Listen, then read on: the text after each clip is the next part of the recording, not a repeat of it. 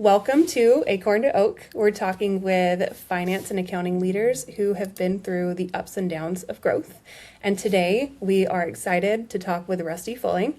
He is the founder and CEO of Fulling Management and Accounting since year 2000. And he's been helping business owners understand their numbers, grow their profit, and gain peace of mind. Rusty, welcome to the show. Hey, thanks, Shannon. Hopefully, we'll be talking about more ups than downs today. But hey, thanks for having me on.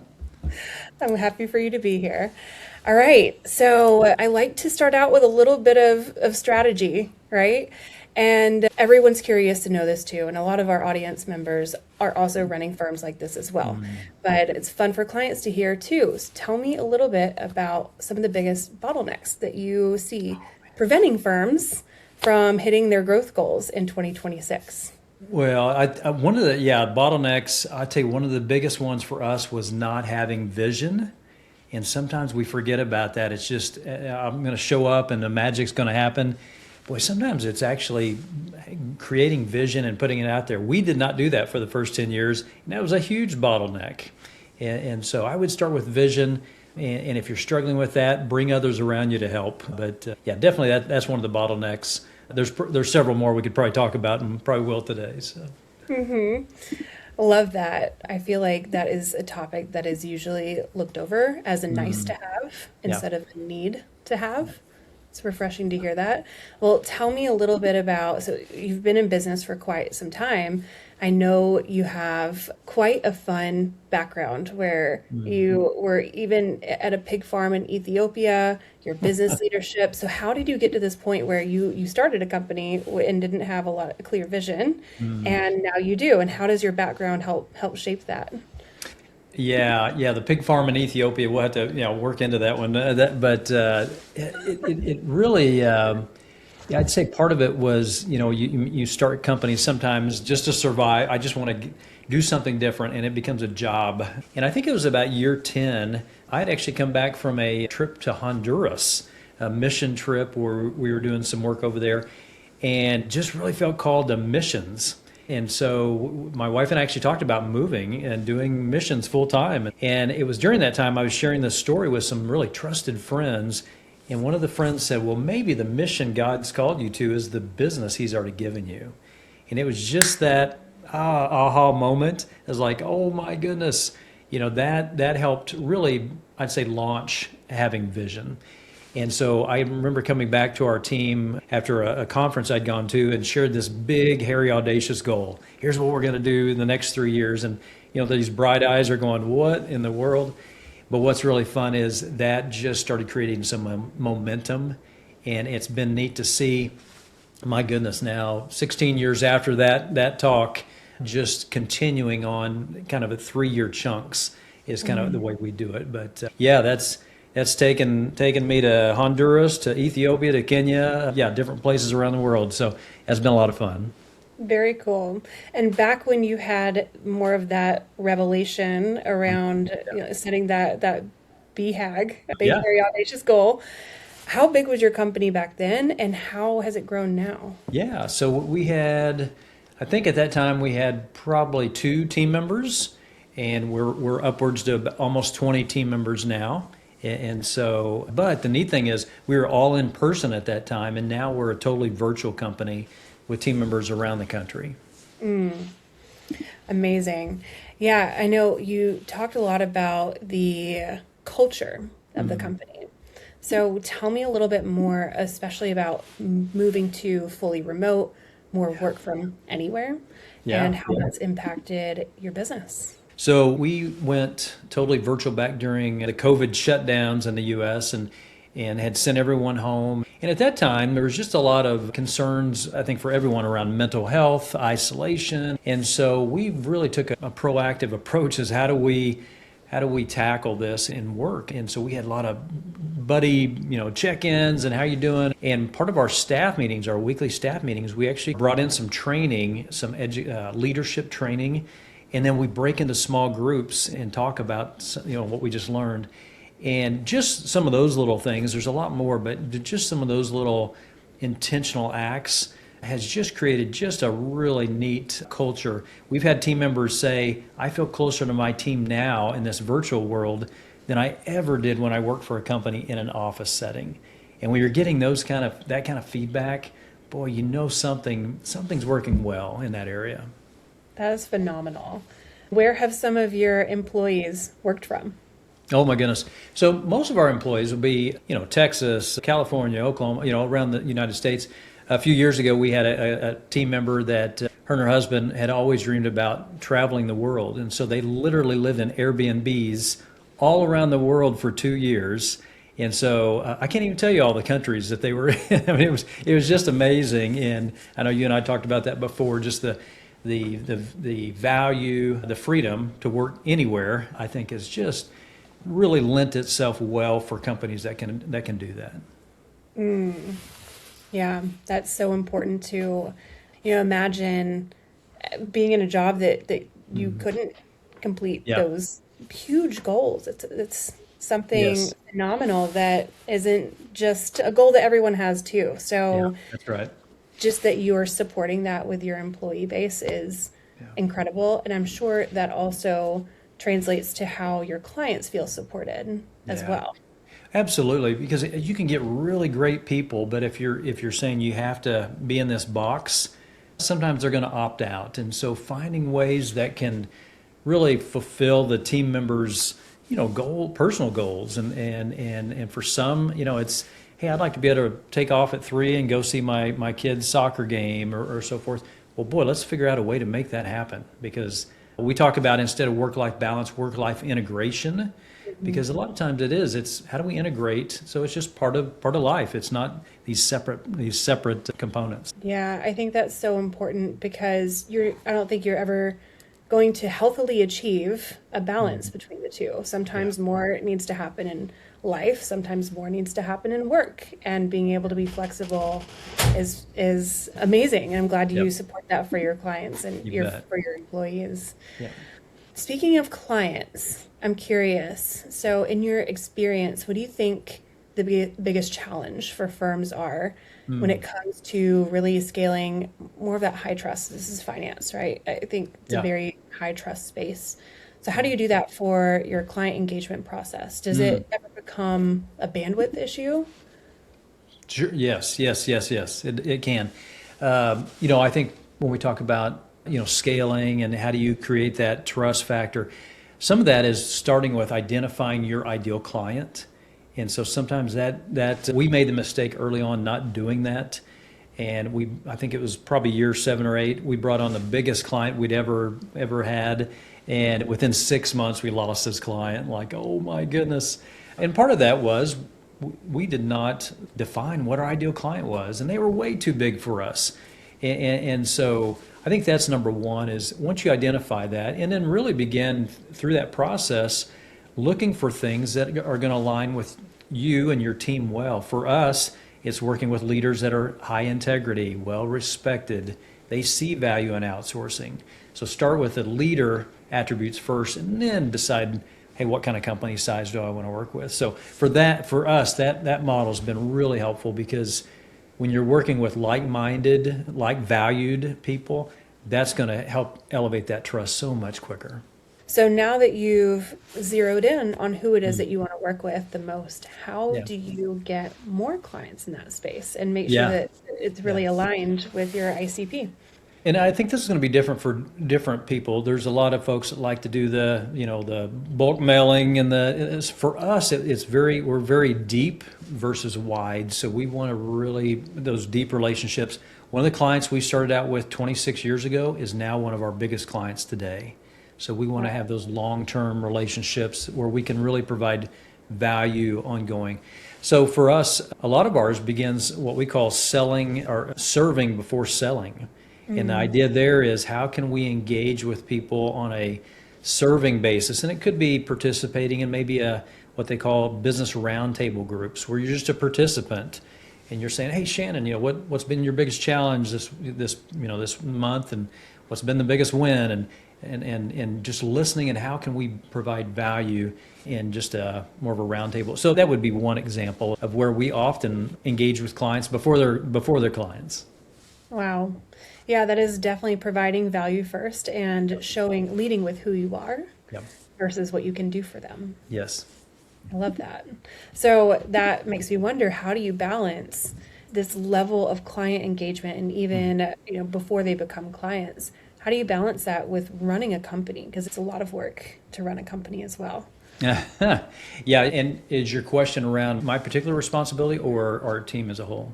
Well, I think, how you've evolved over time too. Hmm. Going Yeah. from 2 employees to now you said over 20, Almost, yeah, right? almost 20. Almost Yeah. 20. Mhm. So, yeah, part of that, and you're talking about the bottlenecks. The leaders can often be the bottlenecks. And so I think, for me personally, I saw that happening where if everything has, if everything has to go through me, I know that that's a challenge.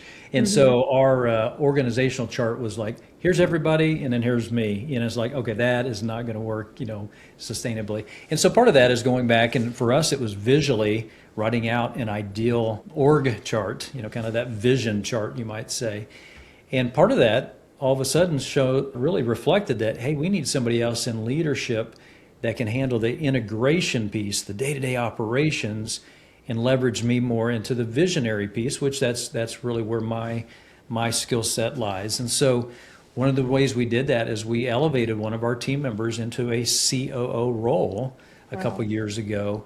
And the neat thing about that is then as the founder leader, I've been able to then hand off some of those things that are just, what we'll say soul suckers, or, just to take the life out of you throughout the day, that they just really enjoy doing. And so just because it's not fun for you and you're not good at it doesn't mean somebody else, that's not their, something they really are passionate about.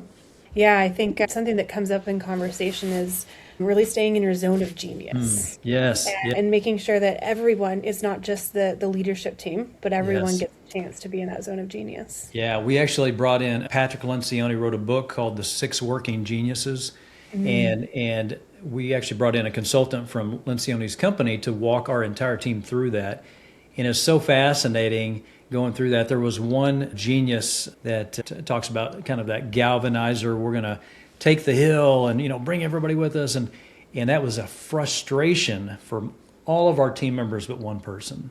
Well, that one Mm. person was me. And I love doing it, taking the team. Hey, here's where we're heading next. And with tenacity is taking things all the way to the very end, to the finish line. Well, everybody in our team was just that was a genius area except for one. Well, that was me. I would much rather let somebody else take it to the finish line, and I want to conquer the next hill. So it's helpful to understand what your geniuses are, in this case, and frustrations are, and find ways that you can spend more time in those genius areas. It makes your days more fun. It makes your team members get to lean into what they're really good at. So, yeah, bringing in tools like that are great. Yeah, I love that. I'm going to have to look up that book. Yes. I'm curious too, when it comes to the world of finance, accounting, anything related to that. Like I said, very trust driven, and Mm-hmm. it's also very referral driven. And Mm-hmm. growth, what I tend to Yeah. find is that when companies are growing, they are acquiring in order to grow. Mm. So I'm curious, since we see a lot of firms relying on referrals, Yeah. how do you balance that with building a proactive acquisition system, but also one that is really built for your ICP? And I would say, looking back, we've probably grown the most through referrals, Mm.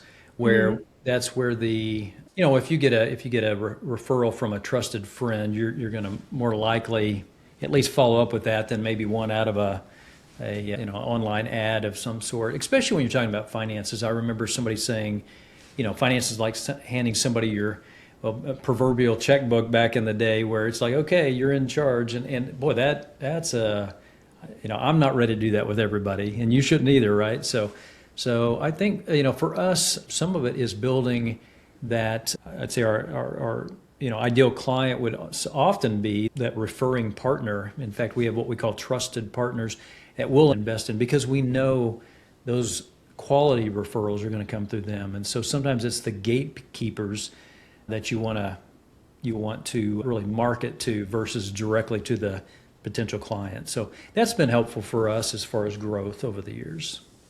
Amazing. Yeah. All right. Now, when it comes to something else that we touched on last time we talked, I'm really Yeah. curious to dig in here Yeah. too, Yeah. the revenue share model. So tell me a little bit about your approach there and Mm. how you bring that into your client work, because I don't think it's something that's very common, especially in the industry. Yes, yeah, for the accounting industry, what we often look at, what we started out with all those years ago is how can we do a little bit, take a little bit of a risk with a client if we're helping provide that fractional CFO, that guidance. We want to make sure our guidance is making a difference. And so one of the things we did is we, instead of a flat monthly retainer, fixed number, is we actually gave clients option. Would you like to do more of what we call total partner, where we do a small monthly retainer, but a small percentage of the client revenue. And it was amazing. We probably have 60 to 70% of our clients that have selected that model. They really like that model. And I think it was about year 3, we had 2 clients that came back and they said, "Hey, we want to adjust that model." And I thought, "Oh, yeah, they've been doing well. I'm assuming they want to lower the percentage they're sharing with us." And they said, "No, no, no. You guys have provided more than what we thought. We feel like we need to bump that percentage up and share a bigger pot, with you." And I just thought, boy, what a neat testimony. I don't know, when I was at a CPA firm before, if anyone ever came up and said, "Hey, we'd like to pay you more per hour," you know. But when you're taking the risk with them during those risk times, and then, you're also sharing in the reward during the good times, it's just a totally different relationship. And so not everybody can do that, I understand, but boy, for those that both parties are in agreement, we've seen it work well over the last, over 26 years now. So That is amazing. And I think, of course, you have to be just really centered in on that client experience. And it sounds yes, like there's so many things that you all do to yeah, build up a great client experience yeah. too. I love that. Well, I'm curious too, what about future forward? So if you had to give any advice, what's your biggest strategic advice for other finance leaders who are looking to build an asset, not just an income stream? Yeah. Well, I think that you just hit it. A lot of times, I think for years, even our business, I just looked at it as an income stream. It's just replacing a job that I had before. And I actually went to a coach, like a professional coach that said, with accounting and service businesses, when you're done, there's really nothing to sell. And I thought, oh, that's kind of discouraging. But what I learned was that was totally wrong information. And you do have a business to sell. You develop clients, you develop processes. There's so much revenue streams. And so, yeah, make sure you're looking at your business as an asset and you're growing that asset over time. Because at some point, you're going to transition, and whether it's your choice or not, and so you want to make sure that you're growing the asset of the business, what it's valued at, what the worth is. And so if you don't know what that is today, find out, talk to some folks that do that type of work and understand, here's where my value is today. And there's what's called value accelerators, and how can I put those in place so that I can make sure that I'm growing an asset as well as an income generator. There's no sense you can't have both. Yeah, wonderful. So tell me a little bit more about your life and how that is involved with missions. Yeah. So, oh my goodness, Shannon, probably, well, I'd say before even we started the company, our family just really enjoyed doing local mission work, maybe serving at the homeless shelter or doing some different things around town. And it was, probably year 7 or 8, one of our clients introduced us to a missionary family, and they happened to be from Honduras. And I got to take my 16-year-old daughter at the time to Honduras, and she taught ladies how to sew. And we were able to provide some sewing machines. And the neat thing about that is, at the end of that training, the ladies stood around, about 3 or 4 day training, and they said, "This is going to change my life. I'll be able to provide for my family now.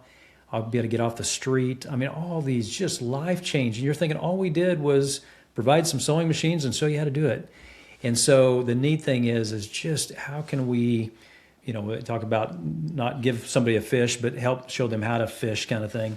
Well, fast forward this past year, I got to go on a trip to Ethiopia and Kenya with a group called A Bright Future for Kids.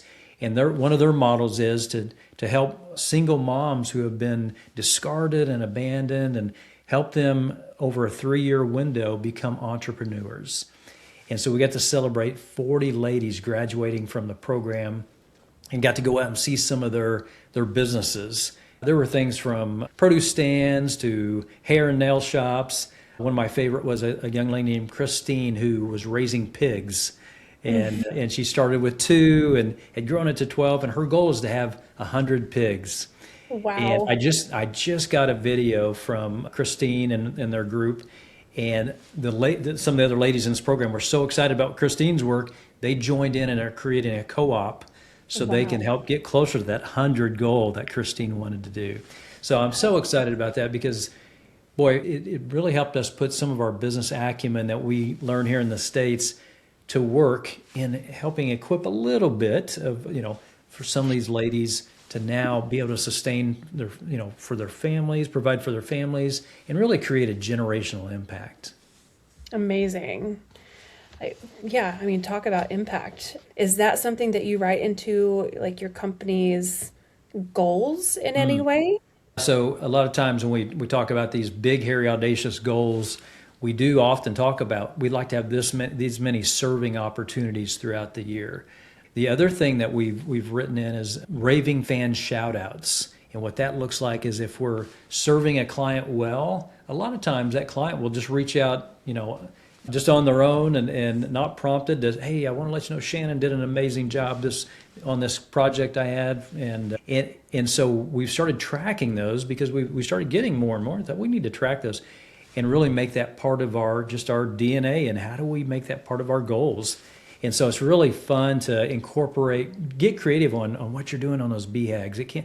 Yes, we track those, but what other things can impact the bigger picture? And for us, some of it is missional type things. Some of it is, raving fan type service. I coach some women entrepreneurs, and I'm often asked, like, how do you stay motivated? And, the fact is, motivation is fleeting, Yes. not always Yes. going to be there. Yeah. And I find like bringing in things that you're talking about, like not just direct KPIs or, Yes. or numbers to hit, but Yeah. it's actually achieving the things that you want, even in small pockets in your Yes. life that Yes. that Absolutely. can help keep that motivation. There was a book called The Strength of Purpose by Elizabeth Dixon. And she talked about creating kind of a purpose statement for your life. And as I was going through that book, and it has a workbook, and I was kind of jotting some things down, I came up with five words that I'm thinking really kind of landed for me. One's encourage, guide, equip, serve, and listen. Well, Shannon, if I'm doing those throughout a day, I've had a good day. And so if Yes. you think about that, and what's really cool with those are personal purpose things. But then if I think about our business as fractional CFO and accounting, do we get to encourage people? Absolutely. Do we get to guide people? Do we get to listen, equip, serve? We could do all that in business too. And so when you can align your personal vision, purpose with your business, boy, that's where impact can really happen. And so, Yes. make sure, if you're doing something. I was talking to an accountant the other day, and he goes, I just hate taxes, but I do taxes all day. And I'm thinking, oh my goodness, you've got to enjoy, there's got to be some joy in what you're doing day in and some purpose. Yeah. So spend a little time, on that. I think that can be beneficial long term. I love that. And how often do you come up with new words? Is that an annual thing for Oh, you? that's a good thing.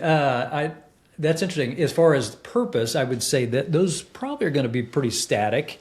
There's definitely like word of the year, those kind of things. We've a lot of times we'll choose some word of the year, or maybe some personal things. We've been talking some about missions, but this year my word is mission, and it's like, how can I be more missional in the day-to-day stuff I do. And some of that is just being, again, that, how can I provide impact that goes beyond me, that can make a bigger difference than just the numbers. I love that. So good. All right. Well, Rusty, if there was one book that you could recommend for this audience, what would it be? I know you've mentioned a couple, which I'm going to go Google after this. One book. Somebody asked me one time, what's my favorite book? And I think it can be, there's different ones in different seasons of life, I think. And there was a book called Halftime by a guy named Bob Buford, I believe it was, that was very pivotal for me in in just kind of that season of life where it's like, oh man, I'm maybe in that second half of life, and what do you do in that second half, and how do you move from success to significance? I think was the subtitle of that. Another book, real quick, was From Strength to Strength by Alvin Brooks, and the neat thing about that one is again, it was based on kind of aging a little bit. When there's certain times of life when you can't do what you used to do. I think we talked about being parents. Well, you may not get to do the things you used to do when you were not a non-parent, but you get to do some amazing things in this season. And so how do you move from strength, you're really strong at that point, to now strength in this season? And so that from strength to strength is definitely one I think would be, I think, good for whatever time of life you're in, just to engage in, hey, what can I do now that I couldn't do before? I love that. I'm going to have to look them up. All right. Rusty, where can people find you? Yeah, Rusty Fulling on LinkedIn is probably an easy way. FullingMGMT.com is our company website. And the last one I'll throw out is a number of years ago, I started a little website just to collect lessons that I'm learning along the way. And it's just rustyfulling.com, but I call it Lessons from the Walking Trail. And so it's business lessons, it's life lessons. But just kind of a fun compilation that I'm still adding to, because I'm not done learning yet. So. Wonderful. I know I'll be following those too. Thank you. All right. Well, it was great to have you on today. Thank you so much. Hey, thanks, Shannon. Good to see you. You too.